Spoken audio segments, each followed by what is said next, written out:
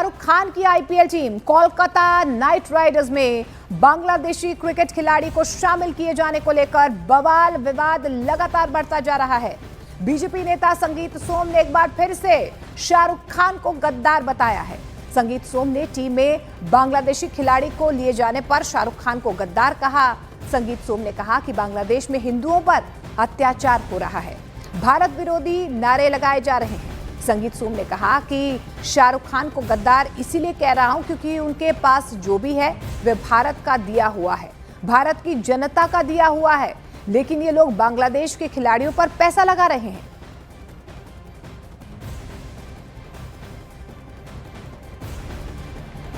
तो शाहरुख के पास जो कुछ भी है वो भारत ने दिया है, लेकिन जिस तरीके से बांग्लादेश में हिंदुओं को टारगेट किया जा रहा है, उसके बाद संगीत सोम की तरफ से शाहरुख खान पर निशाना साधा जा रहा है। उन्होंने शाहरुख खान को गद्दार तक कह दिया। उनकी तरफ से साफ तौर पर यह कहा जा रहा है कि भारत से शाहरुख खान को पैसे मिलते हैं, लेकिन ये बांग्लादेशी खिलाड़ियों पर पैसा लगा रहे हैं।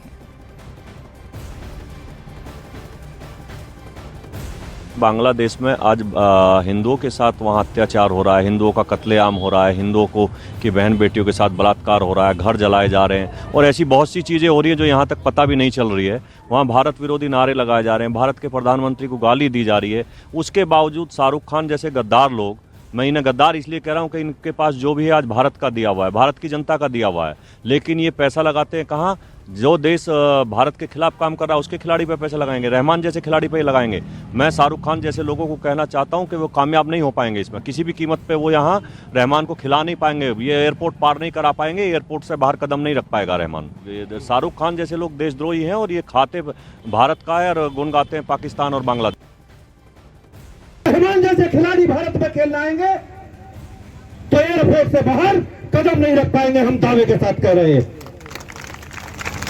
समझना चाहिए शाहरुख खान जैसे गद्दारों को कि जिस तरीके की गद्दारी आप देश के साथ कर रहे हैं, आपको यहां तक अगर आज पहुंचाया तो इस देश के लोगों ने पहुंचाया। आपको अगर पैसा मिलता है तो यहां के देश के लोगों से मिलता है, लेकिन आप उस पैसे से देश के साथ गद्दारी करते हैं।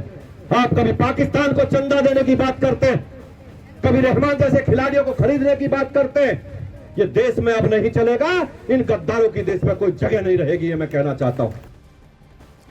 वही वीएचपी ने भी संगीत सोम के बयान का समर्थन किया है। दूसरी तरफ टीएमसी ने कहा कि शाहरुख को टारगेट करने का कोई मतलब नहीं है। इसके साथ ही एआईएमआईएम ने कहा है कि केवल कमाई और पैसों के लिए ऐसा करना ठीक नहीं है।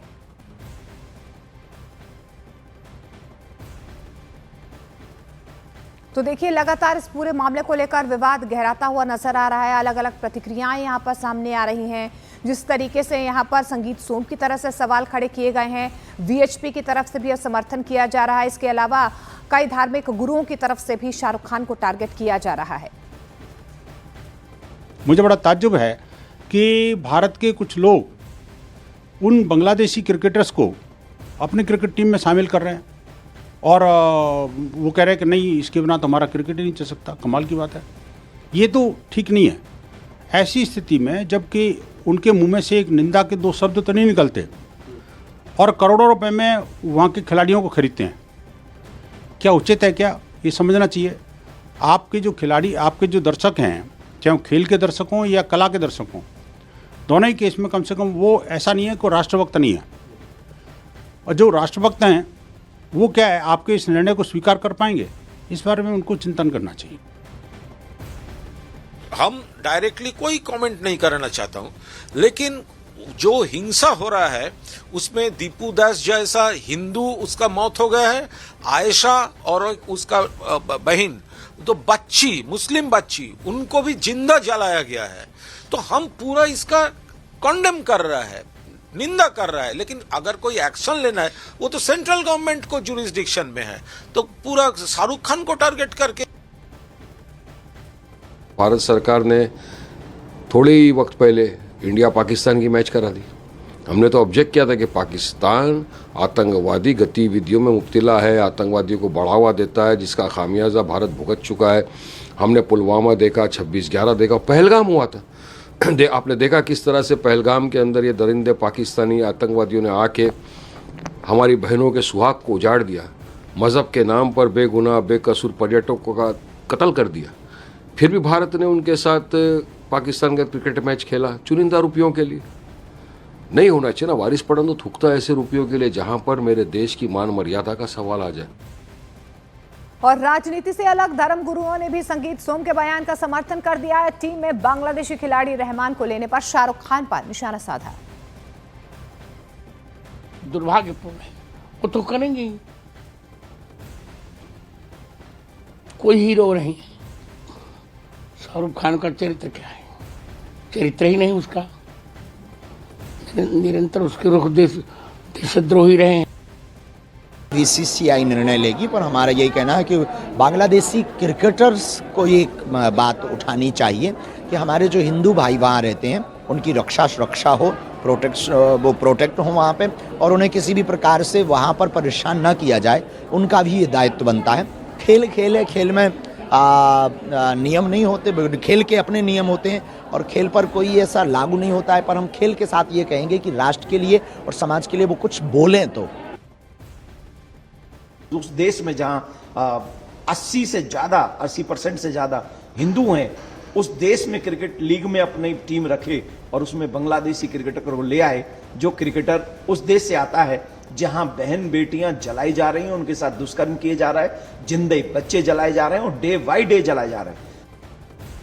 और हिंदू धर्म गुरुओं से अलग मुस्लिम धर्म गुरु शाहरुख खान के समर्थन में नजर आ रहे हैं। दूसरी तरफ साजिद रशीदी ने ये कहा है कि मुसलमान अगर बर्दाश्त ना करें तो 1 मिनट में दंगा हो जाएगा। कथावाचक देवकी नंदन ठाकुर जी और भाजपा नेता संगीत सोम जी ने जो बातें कही हैं शाहरुख खान के ताल्लुक से, ये सरासर गलत हैं, अन्याय है। शाहरुख खान भारत की मशहूर शख्सियत हैं, कद्दावर और नामवर आदमी हैं, और उन्होंने जो बांग्लादेश के क्रिकेटर से मुआहिदा किया, वो मुआहिदा इस तरीके से क्रिकेट की दुनिया में होता रहता है कि बांग्लादेश के अल्पसंख्यक हिंदुओं के साथ जुल्म ज्यादती हो रही है, इसको फौरी तौर पर रोका जाए। मगर इसका मतलब ये नहीं है कि शाहरुख खान ने क्रिकेटर से मुआहिदा कर लिया तो उनको गद्दार कहा जाएगा और उनको आतंकवादी कहा जाएगा। नहीं, हरगिज नहीं। किसी सूरत पर भी शाहरुख खान को न गद्दार कहा जा सकता है और न ही उनको आतंकवादी कहा जा सकता है।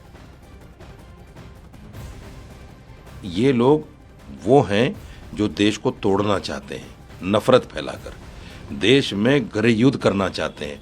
यानी इस तरह के बयान देते हैं ये लोग कि अगर मुसलमान बर्दाश्त ना करे तो 1 मिनट में दंगा हो जाए। ये तो भला हो मेरी कौम के मुसलमानों का कि वो बहुत धैर्य के साथ काम कर रहा है, नहीं तो दंगा होने में कोई वक्त बाकी नहीं है। आगे बढ़ते, Jammu Kashmir champions league cricket tournament में अपने हेलमेट पर फिलिस्तीन का झंडा लगाने वाले क्रिकेटर फुरकान भट्ट की मुश्किलें बढ़ने वाली हैं। खबर तो ये है कि क्रिकेटर फुरकान भट्ट पर एफआईआर दर्ज हो सकती है। टीम के ऑर्गेनाइजर्स जाहिद भट्ट ने पुलिस को जानकारी दे दी है। उन्हें इस पूरे मामले की कोई जानकारी नहीं थी। हालांकि मामले की गंभीरता को देखते हुए फुरकान भट्ट पर भविष्य में इस लीग में खेलने पर बैन लगाने का फैसला लिया गया है। ये मैच जम्मू के केसी स्पोर्ट्स क्लब में आयोजित किया गया था। फिलहाल पुलिस पूरे मामले की जांच कर रही है।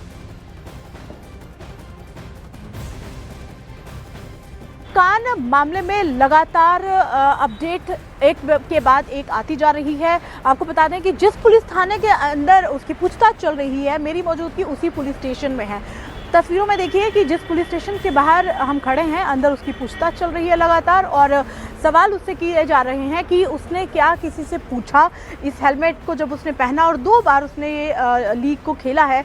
जो उसके साथी प्लेयर्स हैं वो भी यहाँ पर थाने के बाहर मौजूद दिखे और उन्होंने बिहाइंड द पिक्चर कैमरे के पीछे उन्होंने ये बात करी। उन्होंने कहा कि ये पहली बार ऐसा हुआ है कि फुरकान भट्ट के हेलमेट पे ये फिलिस्तीन का झंडा दिखा, क्योंकि इससे पहले जितनी भी लीग उसने खेली हैं उसने फिलिस्तीन का झंडा किसी भी हेलमेट पे नहीं था। पूरी तरीके से फुरकान बट को बैन कर दिया गया है। आगे से वो किसी भी टूर्नामेंट में हिस्सा नहीं लेंगे। जहां भी लाइव क्रिकेट होगा वहां पर उनकी एंट्री पूरी तरीके से बंद हो गई है। फिलहाल पूछताछ चल रही है और आगे की कार्रवाई क्या होगी ये पुलिस जैसे ही पूछताछ करेगी जरूर साझा करेगी। Komal Singh, news 18 India, police station Damana.